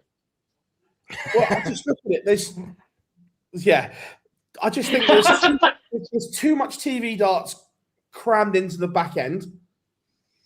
I think stuff could be spread out better in terms of a complete tour. The problem is now, and this is the difficulty with some of it, is some of it isn't TV darts, is it? Like, so you've got this spell of time where we've got a lot of Euro Tour events that isn't like, it's very watchable. Like, we watch it, but the world isn't watching it. It's perfectly good. It's produced very well. The gamers are great, but you can't just turn the telly on and watch it. And that, I think, really hurts that flow of, because if you are just a casual darts fan, you're not like us, weirdos, then what have you got to what? You've got the Premier League for 16 weeks. Whereas if you could, if Euro Tours were on TV, then we could, you can tune it to something a bit different, see some interesting things. But I think the fact that sits behind a paywall, I know there are some, there's obviously licensing considerations to make. And then the World Series events, I don't think, obviously they're front loaded. Most folks don't give a knock toss about them. No, and this is the problem. So you say they don't move the needle, but they should. Like, if you could set a promise, because you can sell. Because honestly, you can sell that because So first and foremost, it's on council telly. Like, if you can watch darts on free-to-air TV, and you can watch the best players in the world, if you how often can you watch Luke Littler on council telly? Not very often.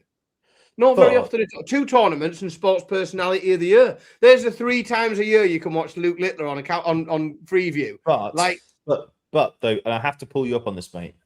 The only reason why it doesn't move the needle is because it's a non-ranked event. It's another non-ranked event. And that's why. I don't believe it. Premier League's non-ranked. It does, mate. I the non-ranked thing, but also we have to remember the World Series isn't aimed at you and I. It isn't. No, I agree with that. In the UK, it is aimed for people in territories that they are going to grow the sport. Yeah, I get that, and that's fine. But like I say, in the UK, watching it, like you mentioned it about it on Council Sally, right? Like you can't, like it doesn't move the needle. It doesn't, because for non-darts fans, yeah, okay, especially outside of the UK, yeah, I get it. It's a big state. It's a big part to go and watch, Luke Littler in your country, and probably only get it one time a year. I'm looking at Australia, New Zealand in particular, and America as well. But people in the UK, especially if they just come off a 16-week Premier League, what does the US Darts Masters mean to them? Because they've seen that for 16 weeks. They don't need to see another 2 weeks. Yeah, see, a special shirt. That's about it. So again, Yeah, I think you're missing the point. People who have got Sky Sports have seen it. But yeah, if you follow darts, if you follow any sort of darts, you've basically seen all the games on YouTube, on Facebook, on clips, everything else. Not like you're missing much. And for people who don't have Sky, obviously you've got Now TV and then totally legal streaming services. Let's be realistic about it. I just still think there is a place for people to push more events that are on free-to-air television. I think it's mad. Like, if I had an event that wasn't behind a paywall on TV, on a TV channel where people can just press the button on their remote and it comes on, I'd be screaming it from the roof. I'd be promoting it everywhere. I'd be banging on the door of ITV. Because ITV don't do a good enough job of promoting the two events that they have, hiding them away on a shitty channel somewhere. Three. Well, but exactly. This is the point, though, right? This is the point. They don't do it because it's two things. One, no matter what you say around it, the traditional television thing is dying. It is. Like not many people watch stuff on linear TV in terms of like served up to them. It's not like one of the things like, right, well, you can watch this now, and then we're going to show you this thing, and then we're going to show you that. Nowadays, streaming services, Netflix, Prime, ITVX, BBC iPlayer, 4OD, everybody watches stuff when they want to watch it. So, I mean, the only real big thing where TV channels now get is live sport, though, which is another big thing, right? We'll see the World Cup figures. The World Cup figures will be monumental, even with the fact that it's in a completely different time zone. The World Cup figures will still be monumental for the Men's World Cup coming up. Of course it will be, because it's on free-to-air television. But you look at the way that most people consume media now, it's not you watch BBC One and then they'll show you what you want to watch. It's, right, I'm going to go onto iPlayer and I'm going to watch this. And that's exactly. When was the last time anybody sat down to watch the telly on BBC or any channel? You go on the iPlayer, you go on whatever it is, Netflix. You watch what you want when you want. What's the last time I can't remember the last time I sat down and watched telly.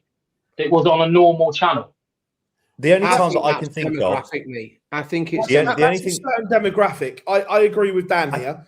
Of a certain age group, I agree that it will be on an app or on watch on demand. However, the last time that I watched something on live on TV, when I specifically put a channel on to watch that live, was The Traitors. That's it. Yeah, Traitors and Strictly. Hey, what can I say? I love my entertainment. It's a bit mobbing Robot Wars. But that's of a certain age, because you're in that demographic, right? Take the older demographic, like my mum and dad age, right? They will not and do not watch apps, Netflix, Prime.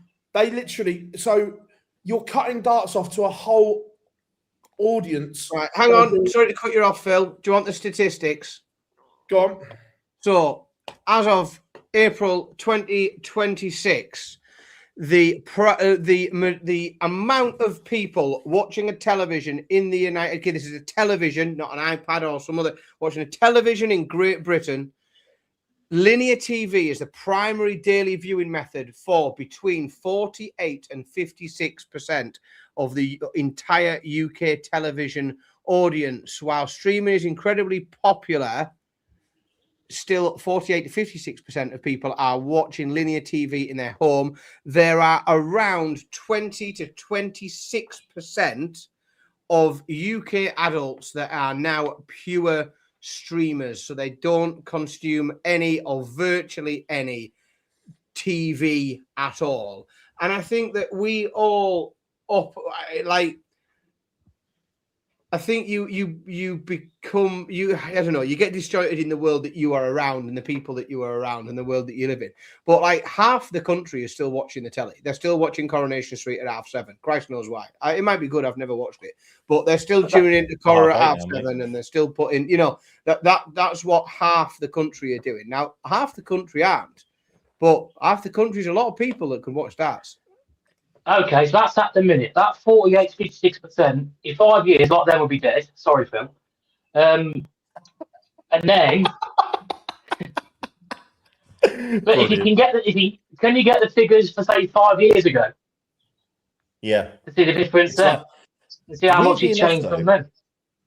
Weirdly enough, though, and I agree with James here. Okay, is that? Oh, interestingly, though, sorry to jump in there.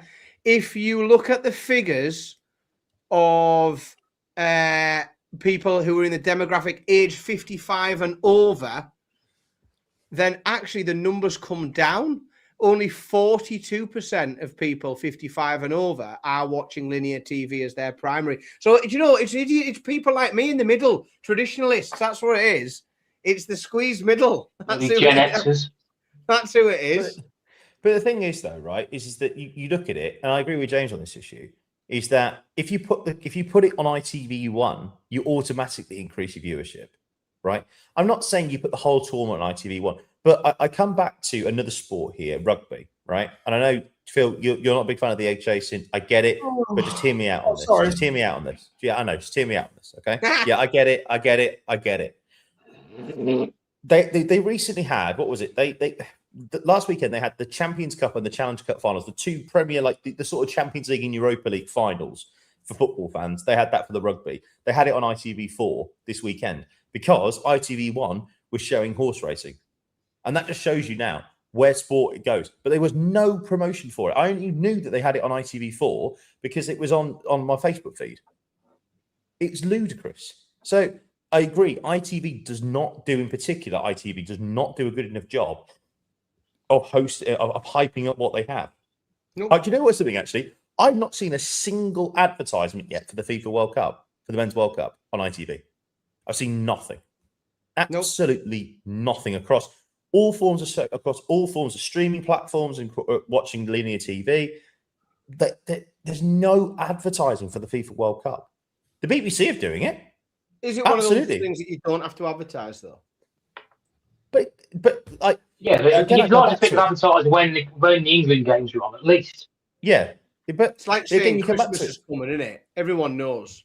Everyone's got it. I mean, I can't tell you who's in each game of the World Cup. Well, you wouldn't. Your country's not there. True, but like again, though, I just think the whole. I mean, I just think that the ITV in particular. What's that, sorry, mate?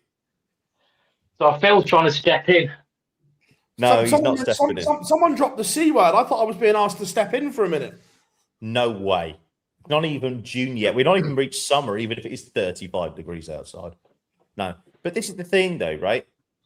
I do think, though, that TV as an art form is dying, right? I mean, I can't believe at the moment how much radio's taken off on my mates. Genuinely, radio's still at a ridiculously high level.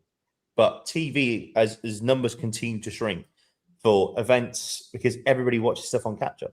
They do. And they watch stuff on streaming now. The movie's happening, and you either like it or you don't. Like ITVX now, I can't tell you. So I know that dart's obviously on ITV4, but what they need to do on ITV is put something up there on the big screen, on the homepage, and go, darts is live here. I'm like, oh, okay, cool, nice. I don't need to go to try and find it on live TV and go ITV4. Warren, we're not talking about buying a ticket because we're on about, look, there's only so many tickets around that not everyone is going to get one. We've seen that, which is why broadcasting is still a huge part of the PDC. And it has to be, because your model won't survive just if you're selling tickets. You think the money Sky paid to renew that deal, if you listen to certain sources, it's somewhere between 130 and 150 million. That dwarfs ridiculous money, by the way. Ticket sales. And without broadcast, you can't continue to promote the sport, continue for people to watch and get engaged. And this is what we're saying, where if you cut it off at a certain thing, you lose a said demographic. Now, I get it is changing, and in 10 years, it will come down again. But you need to make sport available to all if you continue to hit all those markets. Like Luke Littler has brought the darts to a much younger demographic that no one else could. Amazing. Now younger players are seeing the sport. But you can't neglect the old ones still. If they love the sport and love to watch it, you still need to service their needs as well. And it's that balance about hitting every marker. Dan? But this is the thing, though. Like, you look at it, Sky, obviously Littler's done amazing things, but you look at it, there's only one sport, I think, in this country that has improved its popularity by going behind a paywall. Football. Cricket.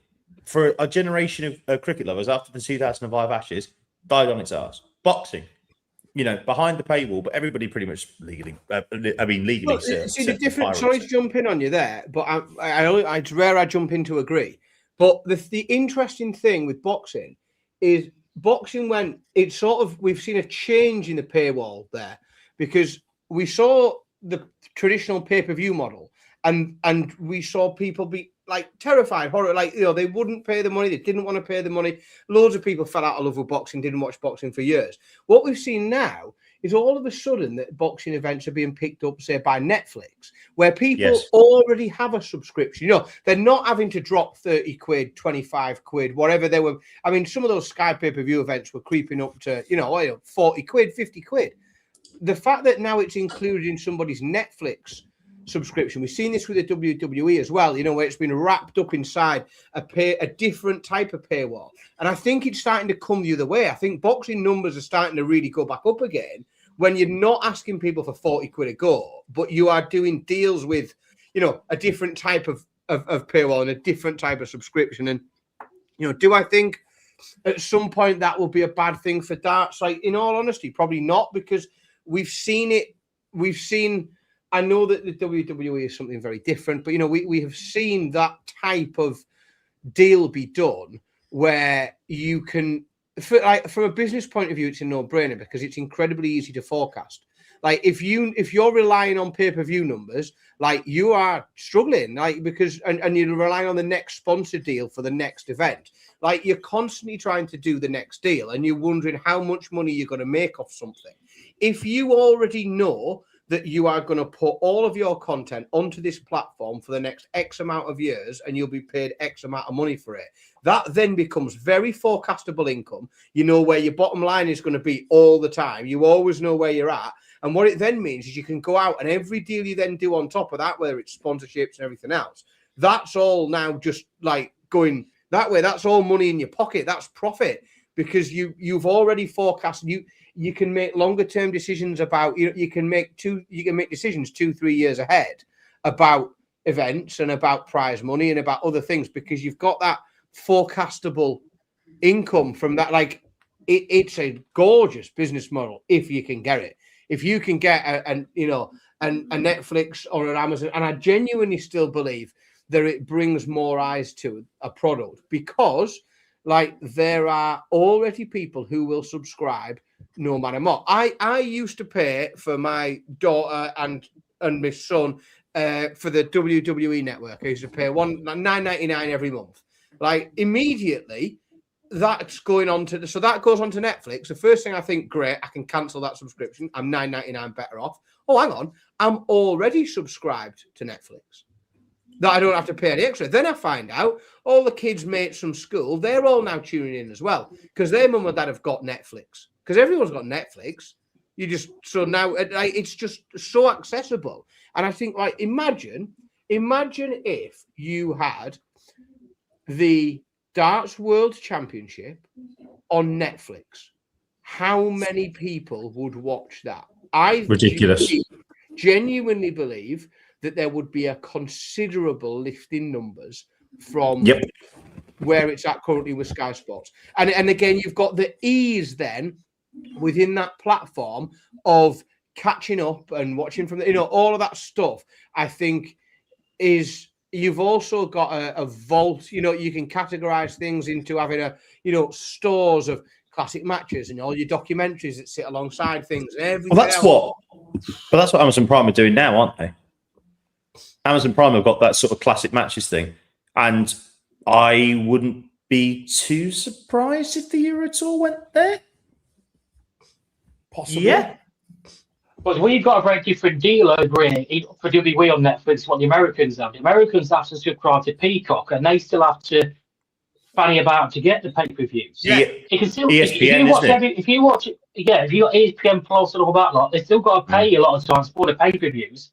It can still be $300-$400 a year to watch wrestling over there. But I think that model of the boxing on Netflix is going to change. At some point, they're going to start charging for the big fights. On top of a one-off $5 or $10 for it. They're not about the big fights for free forever. It's like DAZN, though, like Barsi said, wasn't it? DAZN initially came in and were like saying, "Oh no, we're not going to put, all the big fights are going to be on our streaming service for free." And then all of a sudden, they're doing pay-per-views. Mate, I cancelled Disney Plus when Mulan came out. The live action. I don't blame that. Terrible. The live action version of that, and I was so angry because I was paying whatever I was paying a month for Disney Plus. My daughter was desperate. It was her favorite Disney movie when we went to Disneyland when she was a kid. She was the only Disney princess dressed as Mulan, right? So what she was into. So when the live action version comes out, she's like buzzing for it. They wanted about £25 on top of what I was subscribing. I was like, nah. Yeah, that was during COVID time, though, weren't it? They weren't being released in theatres. Yeah, that was it. Cheeky bastards. Got my money back on that pile of shit somehow. Prime Day, yeah. Like the Chinese concentration camps they used to make it. That's another story. But Rob says there, Prime does it for some Champions League games. They're a paid add-on. It's only if you want to subscribe to TNT through Amazon Prime, mate. Not every game that Prime puts out on the Champions League or those first pick games that they do, they are included in your Prime subscription. It's only then if you pay to add TNT Sports through Prime, then do you have to pay? Well, that's what Netflix are doing. Adding another $5 a month on top to add Netflix Sport Plus, and then you get all the boxing, wrestling, pay-per-views, whatever for free again. After you pay the $5 a month extra for it. I mean, I have no doubt that, say for instance, if Amazon Prime do take it, or Netflix or whoever it is, obviously Apple TV in the US has now taken out Formula One. So they are now on a charge to try and maybe take that now. But obviously Sky have done the deal that they've done through to 2034. I don't know. But this is where it's going to go. This is where it's going to go. Big sports events now, they're not going to have territories sort of deals anymore. I think the Premier League are just waiting for that moment to launch Premier Leagues. I don't know how all of something on TV rights. I like it though. This is my sort of nerdy sort of vibe. I like it. I reckon this is the show we've in 249 shows where we've talked the least about darts. Yeah. on this darts podcast, watched by all the darts fans here for our insight. Let's just review Royal Rumble 2001. That'll do. Oh, I tell you what. Let's go back to that. Someone that we've Someone that we've criticised quite a lot on this channel has had a massive turn in form. Who? Exactly. Who is he still relevant? He keeps eyes. Straight one, anyway. Dimitri van den Berg looked dead. He looked done and dusted. Oh, all of a sudden, the upturn in form from Dimitri van den Berg has been remarkable. From absolutely nowhere, performances are back, and he's on the cusp of keeping his card. Do you want to know how bad things have got for Dimitri van den Berg in a sentence? And I experienced this today. And it was only because the signal in there was shit that I didn't send you all a picture of it, right? Because if I had have had signal, you would have. I've got the picture. I'll send you it. I saw it, and even me, the way that I feel went. Oh. So, do you remember those really quite pretty range of unicorn darts, the noirs, you recall them? Yeah. Do you remember the very fancy, the one set of noirs that they made in a bright yellow box? Yeah. And they were very pretty and I very don't know where you're beautiful. going with this. Do you know where I saw them?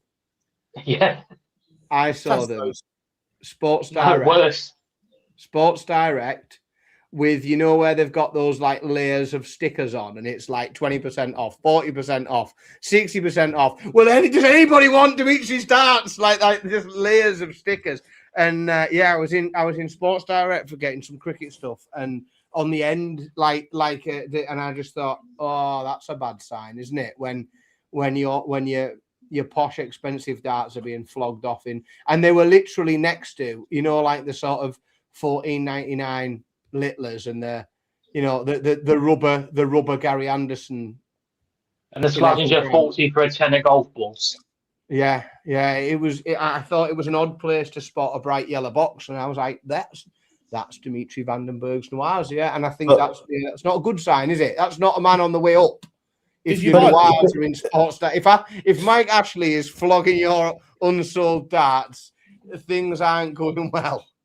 I'd like to challenge. If I'm sitting in Leicester and you sitting where you are, imagine how many boxes Unicorn have knocking about to sell the Sports Direct for a knockdown price. I want to challenge Barzi on that thought of, oh, he's on the cusp of keeping his tour card.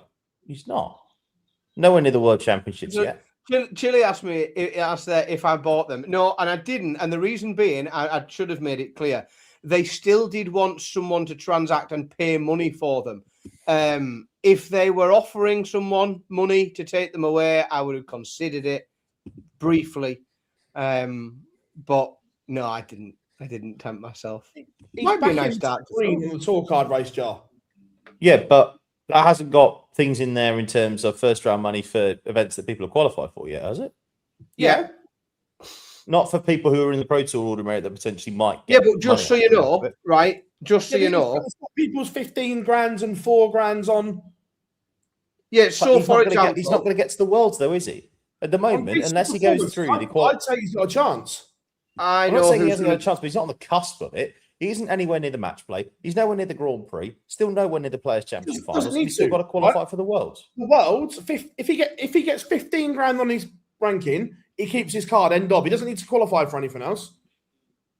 It's him and Rob Owen, isn't it? Him and Rob Owen. Unless he gets to the World Championships, I'm not going to be in a position to say he's going to keep his tour card, because half the players I'm not around saying he's going to keep it, but he was a mile off. And now all of a sudden, he was about 3 or 4 grand off 4 weeks ago. He's had a good week. Listen, he's had a good week. He's had a good week. Can he do it for the next 6 months? He's had a good month. But from where he was, that's right. He couldn't win a game. There are 27 players behind him who are all definitely going to Alexandra Palace, and a number of them will win at least one game. Yep. And there are also, on top of that, like not just Alexandra Palace, there are a number of players underneath him that are going to qualify for other events, things like the Slam and the European Championships and the Players' Championship finals. And some people might, play in a couple of those events. Certainly Players' Championship finals, there's going to be loads of those lads in the Players' Championship finals. And I think they'll create more opportunities than him. I think he's a real... I know he's on there at the minute, and he's right on the very bottom. But I think there's probably too much... I think there's too much talent in the chasing pack. I think, you look underneath, and I don't think you've got to look too hard at, because they're solid players that pick up money. Cam Crabtree, solid, picks up money. Ryan Meikle, solid, picks up money. Whereas Placia can do anything when he fancies. I just think there's Adam Lipscomb's in the chasing pack. Cord Decker, you know that. We know Rob Owen's going to be good. I think it's gonna. I think if he keeps it, I genuinely think it goes down to the wire, and I think he's probably going to the World's qualifiers, and that that's probably where he's going to look to keep his card. I think he's going to go right to the wire. He's only 3 grand off the Worlds. Yeah, but other players are also going to... I'm I'm not saying that Dimitri Van den Berg is not going to keep his card, but I'm just saying let's just pump the damn brakes on saying that he's right. He's going to be there. I can't get close to 50% yet. I think you need to have this conversation when you get to October time and see where he is then. Correct. Right, and that's right fine. now, I've got no issue with that. I think he's playing better than some of the players you've just mentioned there. At the moment, I fully accept that things can change in a heartbeat, but right now, I think he's playing better than some of the names you've just mentioned. In terms of your Owen Bates, Nick Kenny, Adam Lipscomb, Cam Crabtree, right now, I think he's playing better than them. Because fundamentally, his action is miles better. Even when he was struggling like hell, the action was still solid. It was between his ears that was the issue. There's so many players that I look at that you just mentioned there that fundamentally are horrific. And those actions will break down. If he gets to a TV event, like if he gets to a Players' Championship finals, I'll concede that I think he's got a chance to win his silk card. But right now, until such time he's either in the qualification spots for the World or he's in the qualification spots for the Players' Championship finals, I'm not going to entertain that discussion. And that's just me. I think he keeps his card. His running average for the last 12 months is 88. Oh, what's the last 2 months though? That's probably boosted a lot by the last month. It's probably about 86, 81 before. I'd be interested to see what the last 2 months is. Yeah, I haven't got that. I'm not clever enough to get that in front of me. It's too late at night. It's too warm. Right, well, fire some questions in then. Is Paralupic going to keep his card? No. Absolutely not. Next. Will Dimitri be missed? Not in our house. By his granddad, maybe. Fucking hell. Sorry, that was a bit harsh. Yeah, I think there is a pocket of the planet darts that will miss Dimitri Van den Berg. They are not watching any pockets of people that like to lick windows. Yeah, I mean they're not watching at the minute because they are on their way. They're all currently banging on the door of a Sports Direct. Now they've found out those darts are in there, so they're no longer with us. But let's tell you have access to her in a corner covered in a cage that they can't throw things at. Yeah, but right. Let's just have this right though. Yeah, okay. I know he's slowed down a lot and he's acted a bit of a prat sometimes, but let's not forget here that he won a world match play in COVID, and then he also was a finalist to Peter Wright, who was unplayable that week. He was also the first Belgian, I think, to win a major. Yeah. First Belgian. So it's only him and the Decker. Mike the Decker. That's the only one. Yes. Yeah. So like I just think that he has done a lot for darts in Belgium.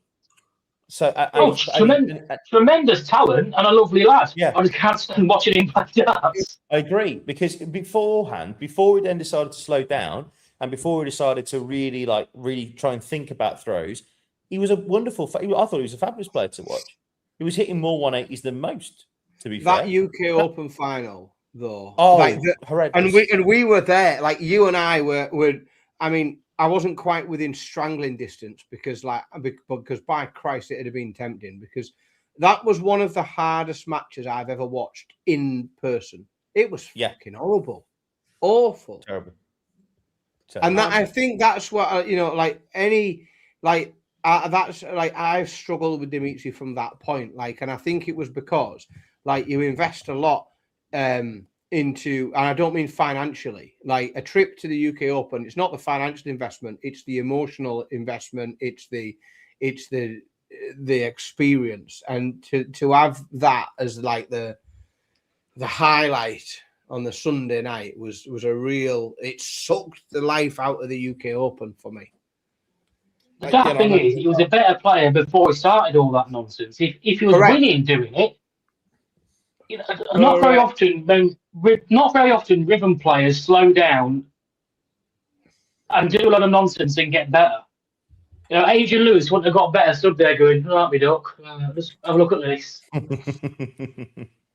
It wouldn't have worked. No, agreed. James asks, will Bo play the women's series after the World Grand Prix, skipping another Euro Tour? Well, depends, doesn't it? Really Depends if she depends qualifies. on whether she. Yeah, it depends on whether she qualifies for the Euro Tour, whether she qualifies for the Grand Prix. Other than that, we can make a decision. We'll know in 6 months. Yeah, it's a bit of a. Well, I think it's Let's ask more questions about something that can happen now. We